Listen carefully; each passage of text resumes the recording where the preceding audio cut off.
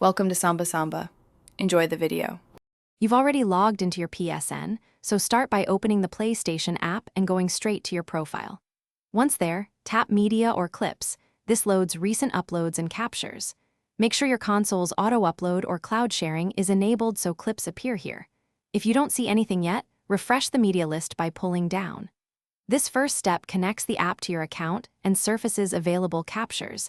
Now you can pick a clip to inspect, filter, or save before doing anything else. You'll use search and filters to narrow results quickly. Type a game title, player name, or hashtag into the app search bar, then apply filters like date range, clip length, or popularity to reduce noise. Once the results populate, tap a clip to preview it. You get a short playback and metadata like date and game. If the clip is useful, tap Save to Library or Download to your device. Once done, organize saved clips into albums or share folders for quicker access later. After previewing, finalize by saving or sharing. You can save to the app library, download to device storage, or share directly to social apps. Pick the destination and add a caption before posting.